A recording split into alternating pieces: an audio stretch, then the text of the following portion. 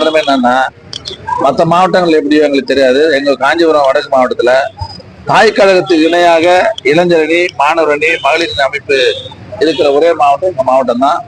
அந்த அமைப்புகளை ஊக்கப்படுத்தி தொடர்ந்து போன தேர்தலில் கூட இளைஞர் அணியாக இருந்தாலும், மாணவர் அணியாக இருந்தாலும், மகளிர் அணியாக இருந்தாலும் மிகச்சிறப்பாக பணியாற்றி இந்த 4 தொகுதியில மட்டும், அதாவது இந்த நாடாளுமன்ற தேர்தலில் அண்ணன் டி.ஆர். பாலு அவர்கள் மிகப்பெரிய தமிழ்நாட்டிலேயே திமுக வேட்பாளர் அதிகமான ஓட்டுகளை பெற்ற ஸ்ரீபெரும்புதூர் இந்த நாடாளுமன்ற 4 தொகுதியில, இந்த தொகுதியில மட்டும் 4,87,000 ஓட்டு வித்தியாசம் ஜெயிச்சாரு.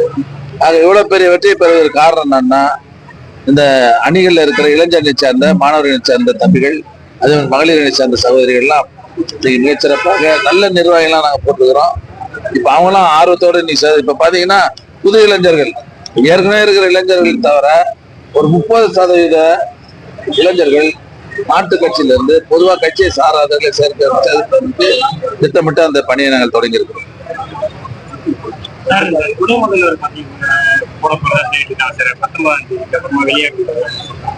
சந்தோஷமா போட்டது சந்தோஷம், நாங்க எதிர்பார்த்துட்டு இருக்கோம். அதனால வருகின்ற காலங்களில இந்த சீமா மாதிரி இந்த நடிகர்கள்லாம் வருவான். நடிகரோட பாருங்க, நான் கூட பார்ப்பேன், ரசிக்கலாம். அதோட வந்துடணும், புரியுதா? அவெல்லாம் அறிவு இருக்குன்னு அறிவு இருக்காது, ஆட்சி நடத்த முடியும். அது கட்சி நடத்துறது சாதாரணமா? இவ்வளவு பெரிய கட்சி, எந்த சந்தில திமுக இல்ல. ஒரு சின்ன சந்தம் விட 2 குடும்பம் இருக்குல்ல நம்ம கட்சி. இவ்வளவு பெரிய கட்சியை போன 10 வருஷம் நம்ம எதிர்கட்சியா இருந்தோம். சந்து பொந்தெல்லாம் கட்சி இருக்குது, பலமா இருக்கிறோம். அமைப்பு இல்லாத ஊர் கிடையாது, கட்சி இல்லாத இடம் கிடையாது, இல்லையா? இவ்வளவு பெரிய கட்சி 10 வருஷம் நடுரோட்ல நின்று இருந்தோம்.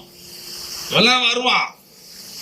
என்ன நினைச்சிட்டானுங்கன்னா, நம்ம போகும்போது ஒரு கூட்டத்தை பாக்குறாங்கல்ல, பார்த்தவொன்னே மொத்தம் நம்மால் தான் இருக்குங்க, மகிழ்ந்து போய் அடட நம்ம முதலமைச்சரா இல்லைன்னு வந்துடுறான். அதனால இதெல்லாம் எடுபடாது. இங்க எம்ஜிஆரோட போச்சுக்காது, நடிகர்ல எம்ஜிஆர் வச்சிருந்ததுனால ஜெயலலிதாவோட போச்சு. இனிமேலாம் அவனும் எடுபட முடியாது அரசியல்ல. அதனால எதிர்காலத்துல இந்த ஆசை காட்டிட்டு பாரு, ரொம்ப மகிழ்ச்சியா கனவு கண்டுக்கிறான் பாரு. இவன் கனவெல்லாம் பொய்யாக்குறேன்னு சொன்னா நம்முடைய அமைப்புகளை எவன் தயவுதாட்சியும் தேவையில்லை. நாம அமைப்புல பலமா வச்சிருந்தோம்னா எவன் தயவுதாட்சி நமக்கு தேவையில்லை.